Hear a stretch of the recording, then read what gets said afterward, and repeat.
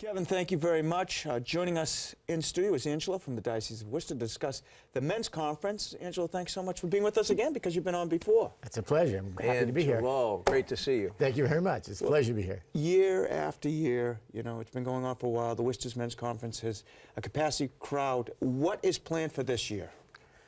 Well, this year we are doing something a little different. We're moving from the DCU Center where we had our first 16 conferences to Assumption College. So the first thing that's going to happen is we're finally going to have enough room for anybody who wants to come. That's always good. And secondly, we don't have to turn anybody down because we used to stop selling tickets or make it difficult to attend. So one is we have a lot more space, and we're delighted to be integrated into the academic environment at Assumption. The students there are a boom. They're encouraging for me. I see all this enthusiasm, and they're helping us recruit other students. So what you're going to see different is more space, more people, and you'll see more younger people. I think that's the main thrust.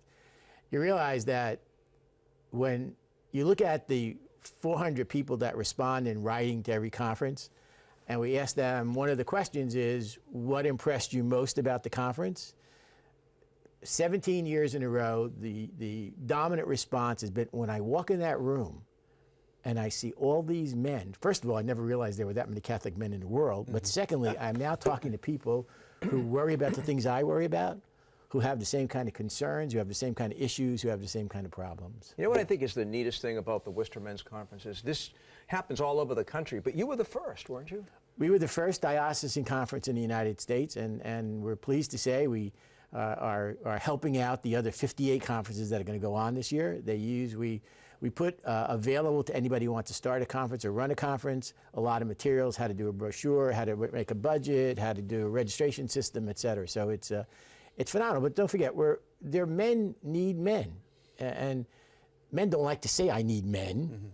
It's something that they think I could do myself. But you know, getting to heaven is a team sport. You need other people to get you there. And what we do is just take that need and try to catalyze it as much as we possibly can. And that's what I think men's conferences do. So these conferences don't exist now because they're such great shows. They exist because they're filling a need. You know, it's interesting you say that, too, because I think sometimes you can be out there as a Catholic man and you feel all alone. You go to church, but then it's not the same. So I think this is a wonderful opportunity for men to get together and share their faith. Do you see a lot of that? Oh, we do. It's, as I said, it's the #1 criteria, and we kind of have our speakers focus in on takeaways for men. How do I do this? How do I do that? How do I deal with this problem? But more importantly, we highlight subjects that men talk about during the conference, during the fellowship time that they have at breaks, et cetera. And it's very, very clear that there is, you know, everybody thinks, yeah, I could do it myself, and I'm the only one with these problems. Well, guess what? You're not the only one with these problems. Right. Joe has it, he has it, he has it over there, too. And it's good to just surface it and just bring it out. You know, that's kind of positive. April 1st, Assumption College. What can people expect this year? Well, they're going to expect 5 great speakers, I think, number one. Number one, I said, more room, more young people, better fellowship, more room for exhibitors, et cetera. So we have that going. Free parking, which is another major benefit. We like the word free. Yeah, everybody likes the word free. So it's kind of a discount on the ticket. But they're going to expect Jeff Clavins to talk about how to be a fan or a follower of Christ. They're going to have Sean Carey, who's going to talk about tell men how to man up. And then we're going to have Father Chase, who's going to talk about the road from professional soccer to the priesthood, followed by Joe Dittmar, who's going to talk about how being in the World Trade Center on 9/11 can change a person's life. Amazing. And then we're going to follow it up with Tony Brand and Chris Stewart, who are going to talk about how to have a chat or a discussion with your fellow workers, your fellow men, your family, et cetera. Great lineup. And where can people learn more? I would say someone wants to go. How do they get in contact? Easy. They can go to the website, which is firstmensconf.org, and you can buy a ticket there, learn more about the conference. You can call if you want to buy a ticket, 508-929-4345, talk to Julie, or you can get one of these and just fill it out and send a check in if you want to get it that way. And will they get to meet you?